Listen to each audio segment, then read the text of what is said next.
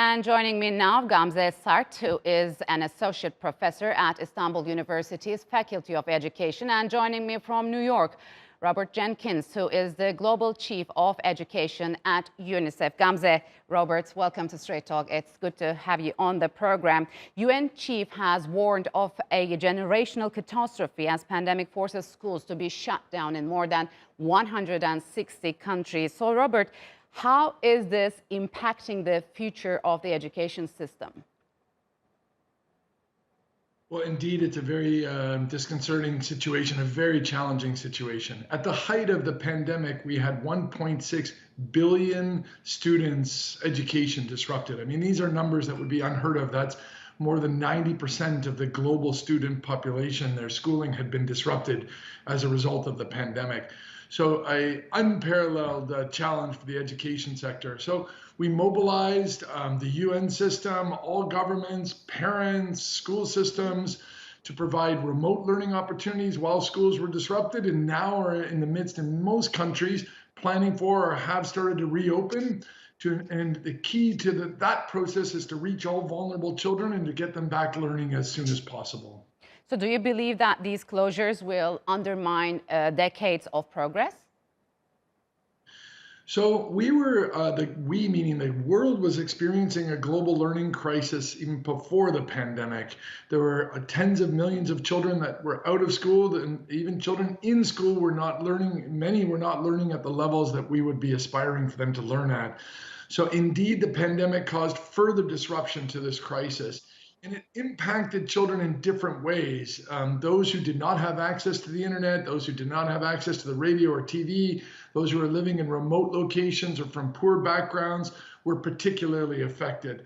And so indeed, we have seen their learning being disrupted. And that's why even more important for us all to mobilize now, reach these children, enable them to continue their learning, and bridge them back into school.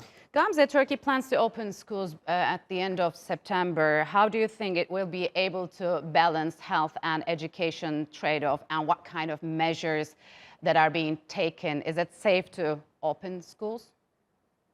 Actually, as you know that most of the students have struggled a lot because of health issues, especially those who have their parents who are working at the, let's say, as a worker, health worker.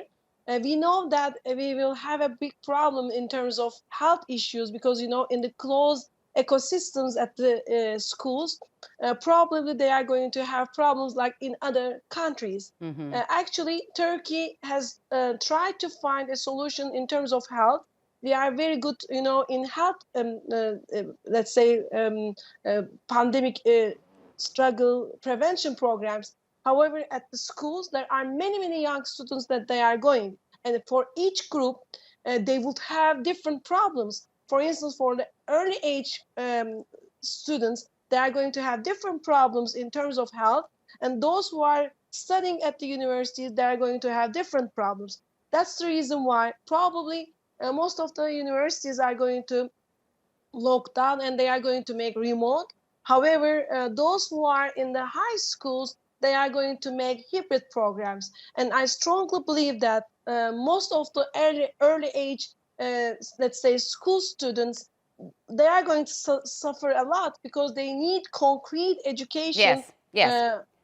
At the ecosystems. And Turkey trying to do some, let's say, preventions, but I think that like other countries, we are going to have big problems. Yesterday, we have a very important, let's say, meeting with the healthcare, and then we try to find a solution for a small new kit for the students that they are going to check every 14 days in order to create safety environment. Okay, so Robert, has this online learning, this new system, widened the learning gap between the rich and the poor? And do you believe that this system is sustainable, especially for girls' educations, as you just briefly mentioned, in rural areas, in poor areas?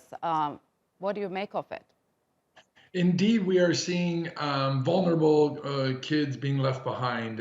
In some countries, they would be disabled children, children living in remote locations. Girls are particularly affected, adolescent girls. And we saw in previous extended school closures, like in the response to the Ebola crisis in West Africa, girls were particularly affected in a variety of ways, including, very importantly, the protection that schools offer and a safe space to learn. So what's critical is that we understand those vulnerabilities, we understand how each child is being affected, and we proactively reach the most vulnerable.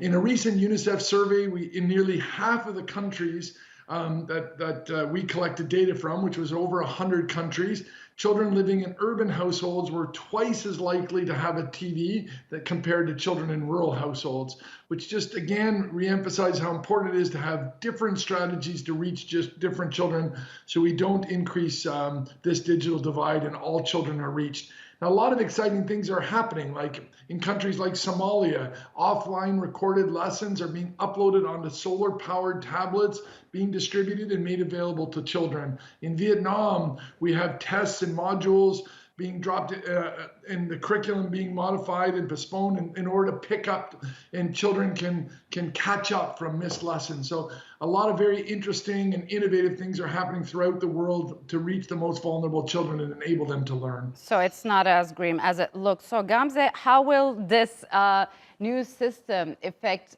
students psychologically? Do you believe that they need also an emotional support besides academic support?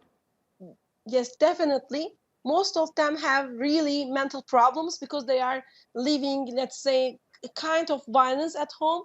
Most of the mothers and parents or fathers are not ready for that. We do need really good, let's say, ecosystem to support and empower parents before the kids actually, because most of the parents are really very problematic in terms of asking and requesting enough requirements without knowing pedagogy. Right now, we are working on digital pedagogy because most of the teachers also are not ready for that. We have to create a new digital pedagogy for them. And I strongly believe that, from a perspective of STEM or STEAM classes, they are suffering a lot and they need mental health, let's say, prevention for them. We do need proactive approach. That's the reason why we are working and we are creating a new curriculum and also training program in terms of mindfulness. Yes. But mindfulness, really brain-based mindfulness. We try to find solution for them.